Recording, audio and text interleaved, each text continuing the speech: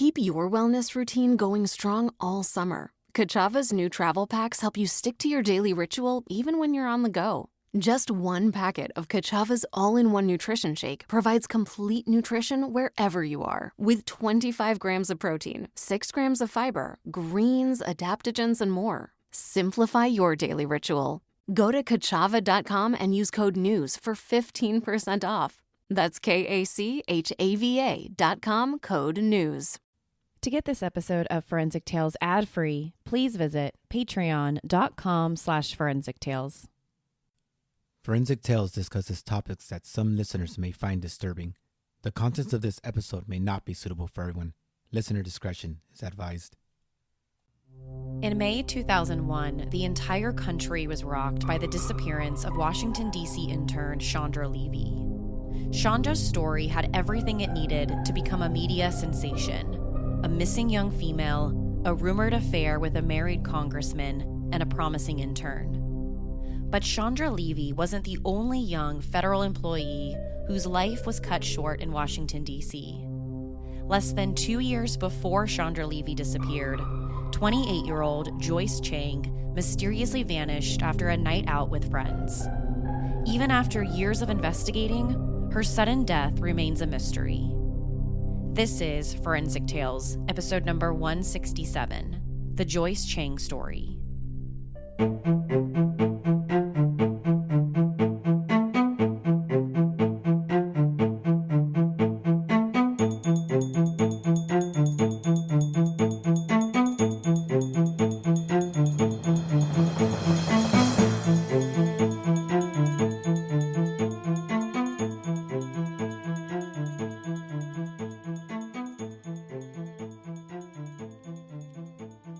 Welcome to Forensic Tales. I'm your host, Courtney Fretwell Areola.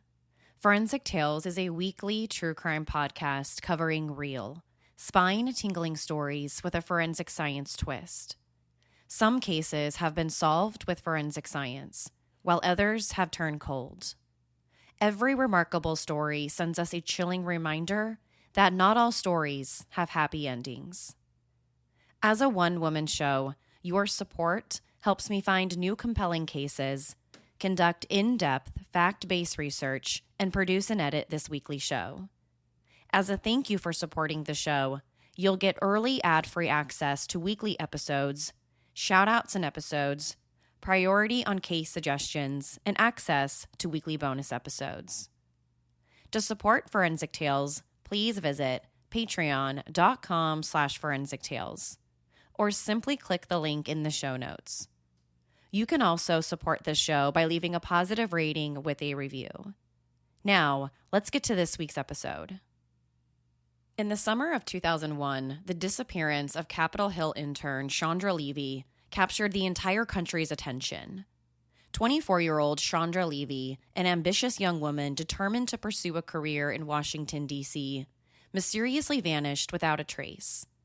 Her disappearance dominated the media for months as rumors swirled about her reported affair with an older married congressman. Her murder is still considered one of Washington's most famous unsolved crimes. But Chandra's disappearance wasn't the only one in this part of Capitol Hill. While most of the country was fixated on the Chandra Levy case, another young woman from Washington, D.C. mysteriously disappeared. Her name is Joyce Chiang.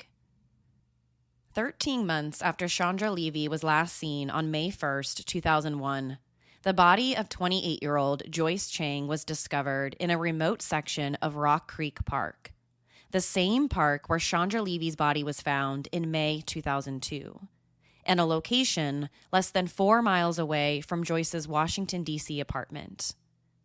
A hiker with his dog discovered what looked like a human skull in the woods and immediately called the police. When the police arrived, they noticed that the skull was halfway down a densely wooded hill and far away from any of the park's paths. So it wasn't an area easily seen from any walking trail. But because the remains were only bones, they had to then be sent to the forensic lab for identification. Through dental records and DNA, the police determined the remains belonged to a woman named Joyce Chiang. Joyce was last seen on January 9, 1999. She had grown up as one of 4 children to Taiwanese immigrant parents in Chicago. At the time, she was working in the General Counsel's office of the Immigration and Naturalization Service in Washington, D.C., and she shared a lot of similarities with Chandra Levy. She attended Smith College, a prestigious New England women's college, where she was student government president, and graduated from Georgetown University Law School in 1995. After college graduation, she started working for Congressman Howard Berman as an immigration advisor. By her late 20s, Joyce was becoming a rising star on Capitol Hill. Her future was as bright as ever, just like Chandra Levy. But despite their similarities, her disappearance didn't get the same attention as Chandra's. On the day of her disappearance, Saturday, January 9th, 1999, Joyce kept busy with her usual weekend routine. Her weekends typically consisted of getting in extra work between hanging out with friends. The first thing Joyce did that morning was chat with her younger brother, Roger. She was about to head out the door to start her day while Roger was just waking up. Joyce and her little brother shared a basement apartment on Church Street in Washington, D.C. Like his sister, 26-year-old Roger also worked in politics. He kept himself busy by working closely with the former Assistant Secretary of Housing and Urban Development and former Governor of New York, Andrew Cuomo. After chatting with her brother for a couple of minutes, Joyce headed to her office at the Immigration and Naturalization Service headquarters on I Street, where she worked as an attorney. Since she started, she usually went into the office for a couple of hours on the weekend. She never liked starting a brand new work week without completely finishing everything that needed to get done the following week. Instead, she wanted to start each week fresh. So to ensure that everything got done, she would usually pop into the office for a couple of hours either on Saturday or Sunday. And Saturday, January 9th, 1999, was no different. After she got some work done at the office on I Street, she took the metro to the Pentagon City Mall. She needed to return a few items that she had bought a couple of days earlier. After the stop at the mall, she met up with a few friends at the Zando coffee shop, a local coffee shop only a few blocks away from the basement apartment she shared with her brother. But there was something noticeably off about Joyce, according to her friends. Joyce didn't seem like her cheerful and happy self that morning. According to her friends, she seemed a little tired. But her friends simply chalked it up to her working too much. They knew that she always put in crazy hours at work and even went on the weekends. So they simply thought that maybe she had an even busier week at work than usual, and that's why she didn't really seem like herself that day. Joyce also said that she was getting over a head cold. So on top of being tired, probably a little bit overworked, she wasn't feeling that great. After Joyce and her girlfriends finished their coffees, they left the shop. First, they dropped off Joyce's friend Patty at her apartment. Then Joyce and the other girlfriends spent the afternoon in Friendship Heights, an area of Northwest Washington, D.C.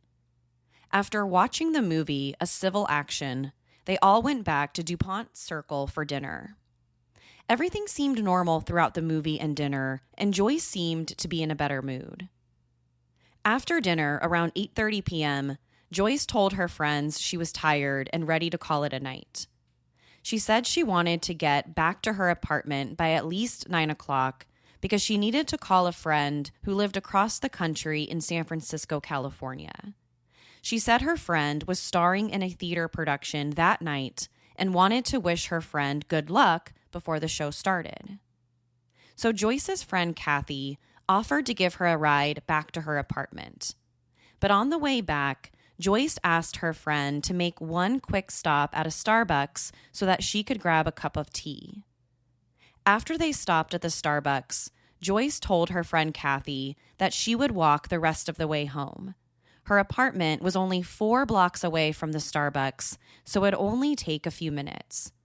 But Kathy told Joyce she didn't mind. She was okay driving her the 4 blocks all the way back to her apartment.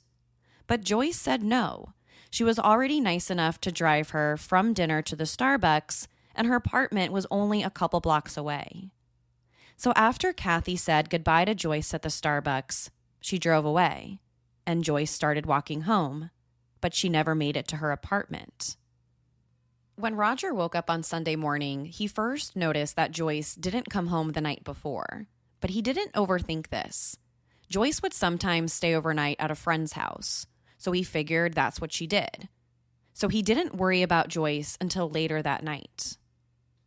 On Sunday afternoon, a couple walking in Anacostia Park, just a few blocks away, saw something on the ground that captured their attention. It was an identification card.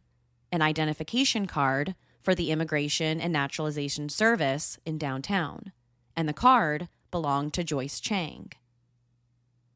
Once Joyce still wasn't home by nighttime, Roger knew this was starting to look strange. If Joyce had stayed at a friend's house on Saturday night, she would have been home by now. She had work early the following day, so he didn't think that she would stay out 2 nights without returning back to the apartment, at least for a little bit. Plus, he hasn't heard from her since waking up on Saturday morning, which was also completely out of character. Without checking in, she wasn't known to be gone for almost 2 full days. By Monday afternoon, Roger decided to call Joyce's office. Maybe someone at work knew where she was or where she was staying. But when he called the office, he was shocked that none of her coworkers had heard from her since Saturday afternoon, and she hadn't shown up to work that morning. Roger knew that it was one thing for Joyce to spend the weekend away somewhere, but it was an entirely different thing for her to skip work without telling anyone. And by Tuesday, Roger called the Washington D.C. police and reported her missing.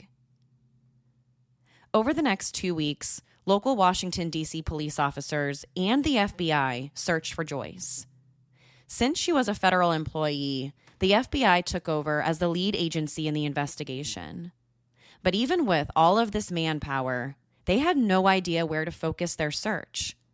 All they knew was that she was last seen at the Starbucks about 4 blocks away from the apartment. But by that point, she could be anywhere. She might not even be in Washington, D.C. anymore. As the investigators were about to devise a search plan, they received a tip. The couple who found Joyce's work ID card while walking through Anacostia Park the day after she disappeared recognized Joyce's photo on the news. By that point, every local news station was covering Joyce's disappearance. So as soon as the couple saw the news coverage, they recognized the woman. The couple had already returned the ID card to the police on Sunday when they found it. But whoever worked at the police station simply put the ID card in the lost and found and didn't realize that it had any connection to Joyce's case. But as soon as the couple saw Joyce's photo on the news, they immediately picked up the phone and called the police. They said the ID card that they had turned over a couple days ago belonged to the missing girl. So the police and FBI knew they had to focus their search on the park where her ID card was found. As soon as dozens of investigators got to the park, they started looking for any sign of Joyce. They knew her ID card was there, so what else might they find? After only a few minutes of searching this area of Anacostia Park, they found several other of her items, including her apartment keys, a Blockbuster video card, a Safeway grocery card, and a pair of gloves. Later, they found the clothes that Joyce was last seen wearing, a green coat. But there was something very eerie about the coat. It wasn't in the same condition that Joyce wore it on Saturday evening when she was last seen. Instead, it had a large tear down the back like it had been ripped off of her. After finding almost all of Joyce's personal belongings, the police and FBI continued to focus their search on the area. They knew they also had to be close to finding Joyce if they found all of her personal items in the area, and hopefully she was still alive. Investigators combed the Anacostia River for any clues. At the time of the search, the river was wide but shallow. It was no more than about 20 feet deep down the middle, so it wasn't difficult for investigators to search. They also brought in helicopters to search the river from the air and dogs trained to find cadavers. But they couldn't find any sign of Joyce anywhere. After almost an entire day of searching the river, the rescue divers took a break to rethink the situation. After hours of searching the shallow water, they had become convinced she wasn't in the water. They were about to call it quits for the day when a helicopter flying above saw something. The pilots of the helicopters radioed to the officers down on the ground that they had spotted something that looked like a body about 100 yards away from the divers. They said it was a large object floating on the water's surface. The officers quickly scurried to that area and discovered a badly decomposed body. But it wasn't Joyce. It couldn't be her because the body was a male, and it had been in the water much longer than Joyce had been missing. He had been probably dead for several weeks, if not months. Once investigators pulled the man from the river, they got to work identifying him. Several days later, he was identified as 25-year-old Wrigley Tyrone Pleasance. Even to this day, the Washington, D.C. police and FBI have no idea what happened to him or how he ended up dead in the river. The best the medical examiner could say was that he probably drowned and listed his death as undetermined. According to police reports, his mother had reported him missing in the fall of that year, but that was it.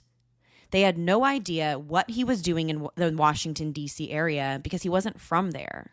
He had basically no business being there. But all investigators could determine at that point was that he wasn't Joyce Chiang. The discovery of Wrigley Pleasance's body was good for investigators. It was almost like a relief. They would have much rather found a quote-unquote John Doe in the water than someone like Joyce Chiang, as awful as that sounds. From a victim's standpoint, Joyce was as bad as it could get.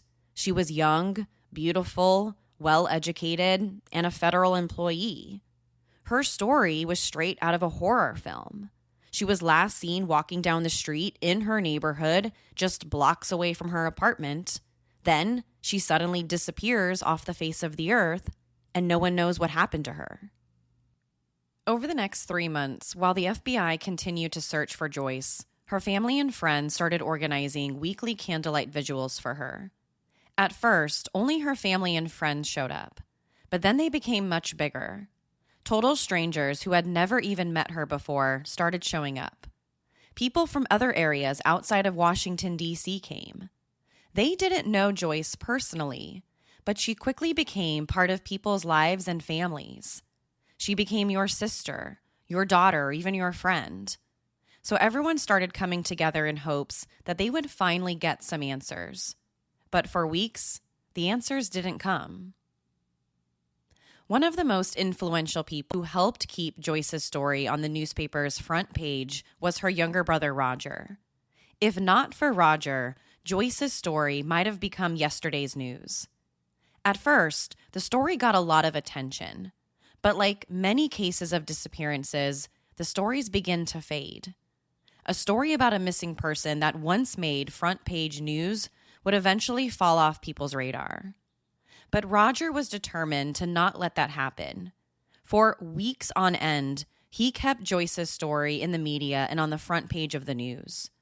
He knew that the more attention his sister's case got, the more people would be out there looking for her. He knew someone had to know something, anything. Joyce didn't just simply disappear off the face of the earth. Someone had to know what happened to her after her friend dropped her off at the Starbucks that night. For weeks, Roger and the rest of Joyce's family pleaded with the public, asking anyone with information to come forward. Fox's America's Most Wanted television show aired an episode almost entirely about her disappearance. After the episode aired, a few calls came in, but none led anywhere, and the investigation seemed to be at a standstill.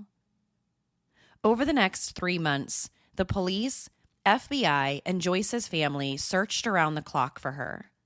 They expanded their search from the Anacostia Park to several other areas throughout Washington, D.C. She couldn't have gone far if all of her personal belongings were in the park. At least, that's what investigators thought. Finally, after 3 entire months of relentless searching, there was a big break in the case. But it wasn't what everyone had hoped for. Over 12 weeks after Joyce was last seen on January 9th, a person riding a canoe in the Potomac River saw something unusual floating in the water. This location was about 8 miles downstream from where Joyce's personal items were found weeks earlier. As he paddled closer, he quickly realized it was a body of a badly decomposed female. Everyone's heart sank at the thought that the woman might be Joyce Chiang. The body had been in the water for several weeks, possibly months, so the investigators weren't able to make an immediate identification as to who this woman was. The only thing they could actually tell was that she was an adult female. Other than that, not much of her remains were left or identifiable. So her body was sent to the medical examiner's office to see if forensic testing could be done to help figure out her identity. The medical examiner took a DNA sample from the body and submitted it for testing. The DNA was also compared to Joyce's family, who had also agreed to submit their DNA for comparison. The entire process took a little over 2 weeks, and when the results came back, there was a match. It was Joyce. 12 weeks after she disappeared, Joyce's body was finally found in the river.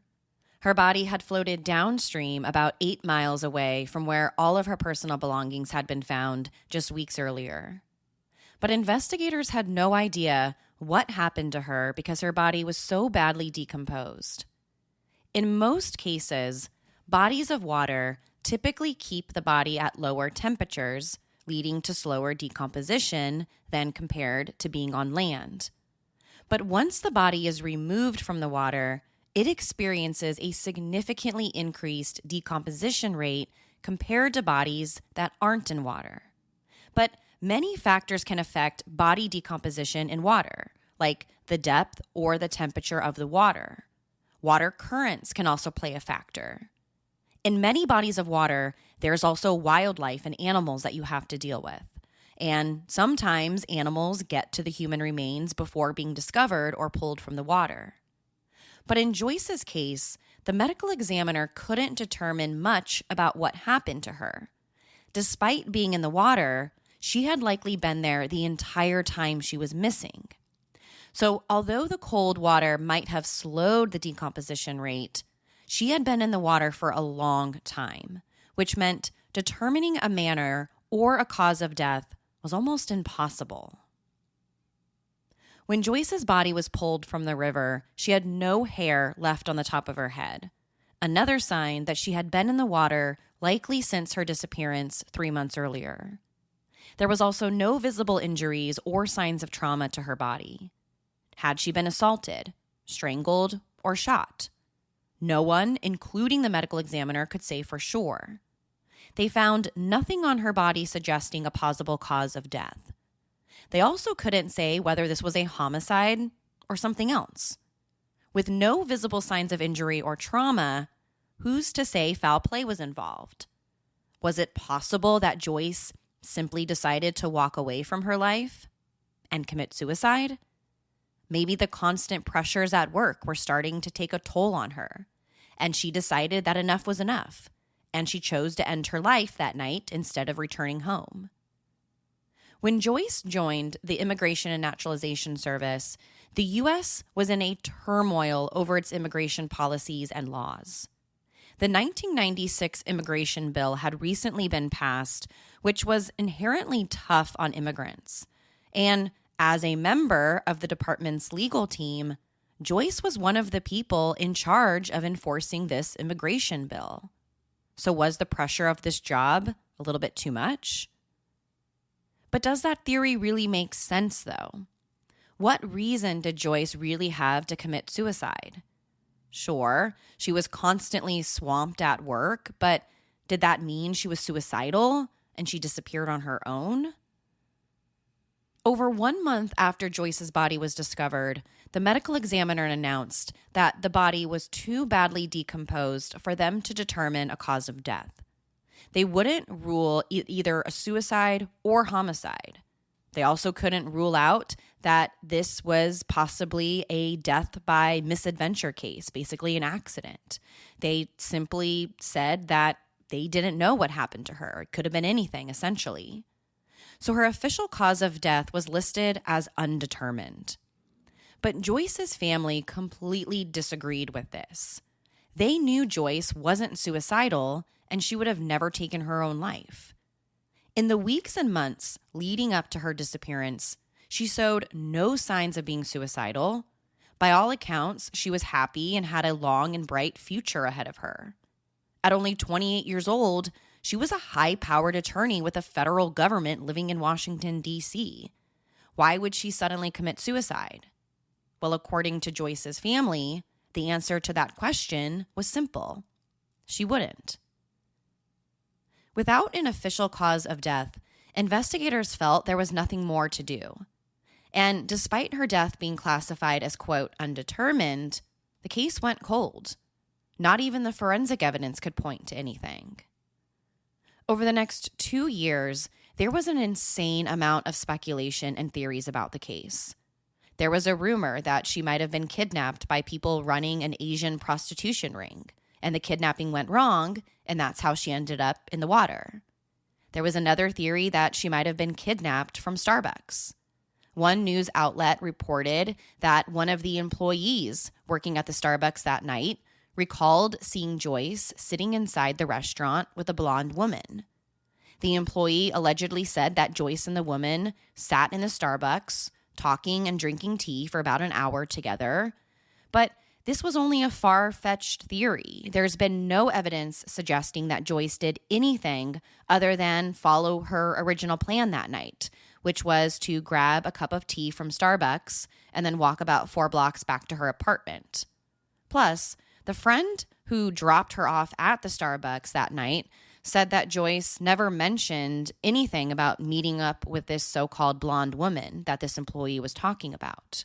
So these wild theories all led back to one question. What happened to Joyce Chiang? In May 2001, Joyce's case was back in the spotlight 2 years after her disappearance, but not for the reasons you might expect. Her case started to reach mainstream media again because of the Chandra Levy case. Chandra's case instantly drew renewed media interest in Joyce's case. To many people, the two cases had a lot of similarities that simply couldn't be ignored. Some even said the similarities were too chilling to dismiss. Chandra and Joyce lived in Washington, D.C., only a few blocks away from each other. Chandra was 24 when she disappeared. Joyce was only a few years older at 28. They both had internships with federal government agencies. They also shared similar physical features. Both women were young, attractive, petite, and dark-haired. So many people wondered if the two disappearances could be connected. Were both women killed by the same person? And could there be other victims in the Washington, D.C. area? Maybe a serial killer was on the loose. 5 months before Joyce's disappearance, another woman from the same Washington, D.C. neighborhood disappeared. 28-year-old Christine Merzian. Christine was walking home from a barbecue around 10:30 p.m. when she mysteriously vanished. Her partially nude body was found several days later, leading the authorities to believe she died a brutal death. Her body was covered in blunt force trauma injuries, and there was evidence that she had been sexually assaulted. Like Joyce, Christine was also the daughter of immigrant parents and had moved to Washington, D.C. to pursue her career. All three women, Joyce Chiang, Chandra Levy, and Christine Merzian, lived in the same area of Washington, D.C. They were all about the same height and had brown hair. All three were also interns at some point in their lives. The Washington, D.C. police and FBI were quick to discount this theory. Instead of letting the public speculate about a possible serial killer on the run, they publicly said they believed Joyce committed suicide. They said they found nothing to suggest this was foul play throughout their investigation. But again, Does this make sense? Why would someone without a documented history of depression do that? Why would she throw all of her belongings in one location and possibly kill herself in another? And what about the torn jacket? Remember, when the authorities found the green coat Joyce was wearing when she disappeared, it was completely ripped down the back. And what about the location? The river was well over 5 miles from her apartment. This presents another big problem with this theory. Joyce didn't own a car. So did she walk 5 miles by herself only to commit suicide? According to Joyce's family, this evidence points to homicide, not suicide. For the next decade, wild theories and speculation about Joyce's story swirled around mainstream media and the true crime community. Was her case connected to Chandra Levy's case or Christine's case? Or was this a tragic suicide? Unfortunately, without solid forensic evidence, the best people could do was wonder and speculate. And that's exactly what most people did until 10 years later. By 2011, the police and FBI seemed to change their stance about what they thought happened to Joyce. Instead of saying they thought this was a suicide, the Washington D.C. police held a press conference where they publicly addressed the issue of suicide. Years later, they finally said that they didn't think Joyce killed herself. Instead, they thought she was a victim and had been murdered. Here's the reason why they changed their story. In May 2011, Washington, D.C. police and the FBI identified 2 possible suspects in Joyce's disappearance. One of them was in a Maryland prison serving time for an unrelated crime, and the other was living in the country of Guyana. But when the police were pressed about why criminal charges hadn't been filed against either one of these men, they didn't have much of a story.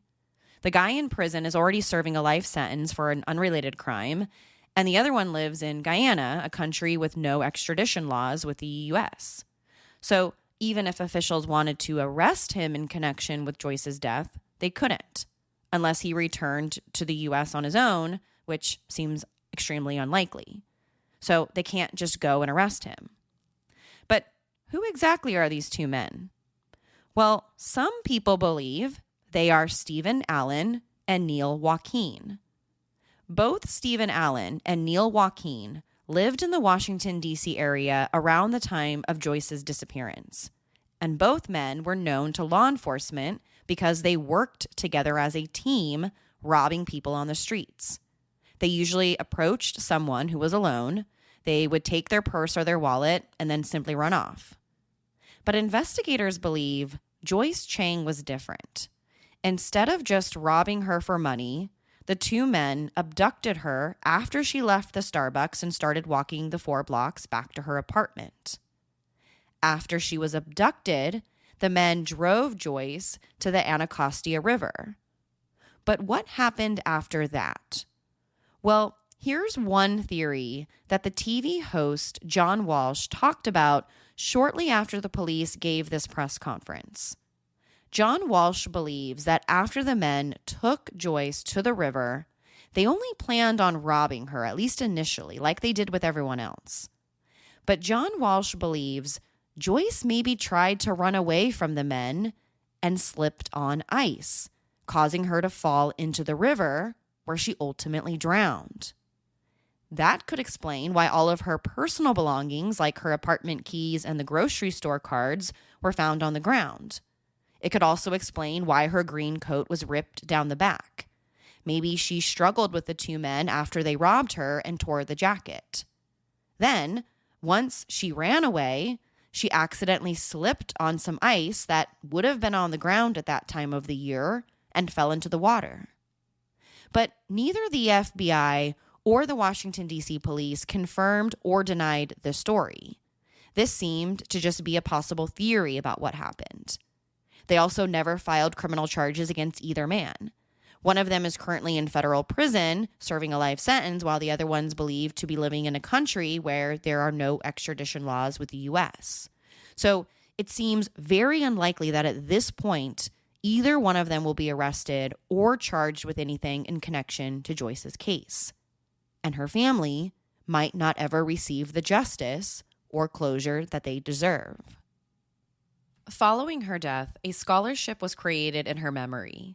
The Joyce Chiang Memorial Scholarship supports one student each year with an internship at the Asian American Justice Center in Washington, D.C., a cause that her family believes would have been very important to Joyce. A second scholarship award was also created at Georgetown University Law Center, where Joyce attended law school. That scholarship supports, quote, a Knight student with a demonstrable commitment to public service, end quote.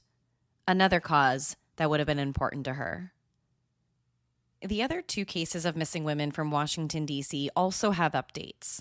Nearly 7 years after Chandra Levy's body was found, the police charged Ingmar Gwandike with her murder. He was sentenced to 60 years in prison, but in 2016, new developments in the case led to all charges being dropped against Gwandike. In the case of Christine Merzian, the other murdered Washington, D.C. woman, Gulls Daniel Warwick was arrested in connection to her case in November 2019. Warwick, a.k.a. the Potomac River rapist, was also arrested for 10 other sexual assaults of other Washington, D.C. women. But justice wasn't served in her case either. That's because the man now known as the Potomac River rapist died in prison in November 2022 before his case went to trial. Today, the Washington, D.C. police and FBI consider Joyce's case closed, although no arrests have been made. And it's unclear exactly what happened to her. Is John Walsh's theory true? Did the two men abduct and rob her, only to have her accidentally slip and drown in the river? Or did something else happen to her that cold January night? Unfortunately, there are still so many unanswered questions not even forensic evidence can explain. Because Joyce's body was so badly decomposed, we don't know how she died. We don't have a cause or a manner of death, and we may never know full, complete story. To share your thoughts on the story, be sure to follow the show on Instagram and Facebook. To find out what I think about the case, sign up to become a patron at patreon.com/forensictales. After each episode, I release a bonus episode where I share my personal thoughts and opinions about the case. Don't forget to subscribe to Forensic Tales so you don't miss an episode. We release a new episode every Monday. If you love the show, consider leaving us a positive review or tell friends and family about us. You can also help support the show through Patreon. Thank you so much for joining me this week. Please join me next week. We'll have a brand new case and a brand new story to talk about. Until then, remember, not all stories have happy endings. Forensic Tales is a Rockefeller audio production. The show is written and produced by me, Courtney Fretwell Areola. For a small monthly contribution, you can help create new compelling cases for the show, help fund research, and assist with production and editing costs. For supporting the show, you'll become one of the first to listen to new ad-free episodes and snag exclusive show merchandise not available anywhere else. To learn about how you can support the show, head over to our Patreon page, patreon.com/forensictales, or simply click the support link in the show notes. You can also support the show by leaving a positive rating with a review or telling friends and family about us. Forensic Tales is a podcast made possible by our Patreon producers, Tony A., Nicole L., David B., Paula G., Nicole G., Christine B., Karen D., Sherry A., Elizabeth M., Lisa S., Nicola, Nora, Roberto R., Jerry, Gary M., and Brian W. If you'd like to become a producer of the show, head over to our Patreon page or send me an email at Courtney@forensictales.com to find out how you can become involved. For a complete list of sources used in this episode, please visit forensictales.com. Thank you for listening. I'll see you next week. Until then, remember, not all stories have happy endings.